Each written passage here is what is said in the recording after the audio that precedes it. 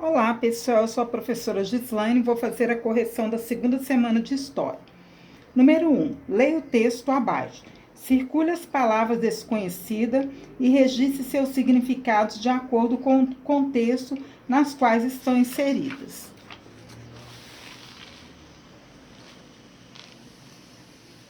As muitas línguas do Brasil. Você consegue contar quantas línguas são faladas no Brasil? Se você pensou só no português, é hora de repensar sua resposta. Em um país grande como o nosso, onde diversas culturas nascidas aqui ou vindas de outros lugares dividem o território, é natural que as pessoas se comuniquem em diversas línguas, mas essa diversidade nem sempre é reconhecida. Por isso, especialistas do Instituto do Patrimônio Histórico de Artístico Nacional resolveram criar o Inventário Nacional da Diversidade Linguística, um documentário que registra e descreve os idiomas falados em nosso país.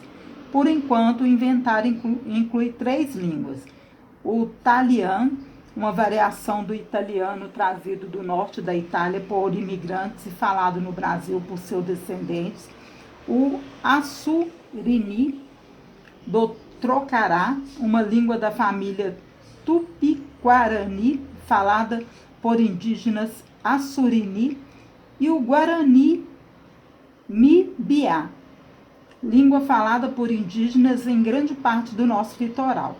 Há projetos em andamento para a inclusão de outras línguas faladas por grupos formando a partir da imigração, línguas indígenas até línguas de sinais.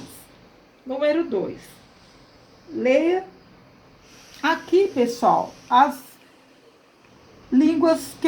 palavras que eu achei mais difíceis foi a Assurini, né?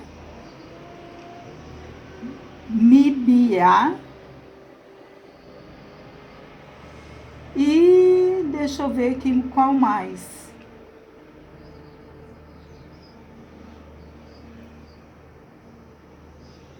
Só, né, pessoal? Que as línguas italiano, que são as línguas assim mais diferentes que a gente nunca viu. O resto são são palavras, né, do nosso dia a dia mesmo, né? Número 2. Leia o texto abaixo e sublinhe as informações mais importantes. O Censo Demográfico de 2010 indicou que os indígenas de 5 anos ou mais de idade, que eram falantes de línguas pertencentes ao tronco linguístico Magrojê, corresponderam a 8,15% dos indígenas e falantes de língua do tronco tupi, 12%, na localização do domicílio. Observam-se diferenciais significativos em função do percentual elevado de não falantes de nenhum tipo de língua indígena fora das terras. Contudo, as línguas do tronco tupi eram as mais faladas tanto dentro quanto fora das terras. A língua declarada com maior número de falantes indígenas foi a língua ticuna, tanto dentro quanto fora das terras. As variações na lista das 15 línguas com maior número de falantes para os resistentes das terras indígenas e fora delas foi a presença das línguas Yanomami, Caiapó, Guarani, Inhadevá e Caxinavá para os residentes nas terras, enquanto fora das terras. As declarações das línguas Guarani, Mibaiá, Pataxó, Uapixaná e Baniá. Então, deixa eu ver aqui. Eu acho que essa aqui, ó, o censo demográfico indicou que os indígenas eram falantes das línguas pertencentes, né? Eu acho que essa frase aqui foi uma das mais importantes, tá bom? Vamos passar para a correção de... Esse gráfico aqui, pessoal, o meu não tá colorido, como deveria estar, tá? Gráfico 28. Distribuição percentual das pessoas indígenas de 5 anos ou mais de idade, por localização de domicílio, segundo a condição de falar língua indígena, Brasil 2010. Aqui são nas áreas indígenas e aqui fora das terras indígenas. Responda de acordo com o gráfico. Letra A. Em 2010, qual percentual de indígenas falavam a língua macro-G em suas terras?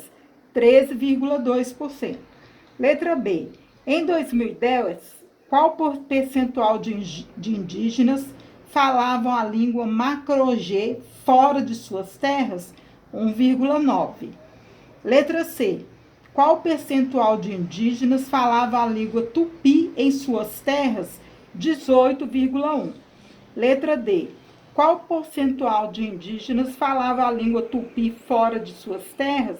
4,5%. Letra E. Qual é a diferença de percentual falante da língua tupi moravam e não moravam em terras indígenas? Eu vou pegar o 18,1 menos 4,5, então 13,6.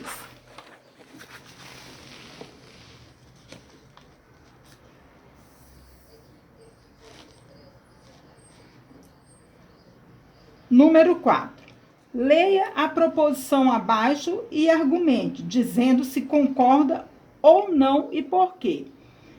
O etnocentrismo é visão preconceituosa formada sobre outros povos culturais, religiosos ou étnicos.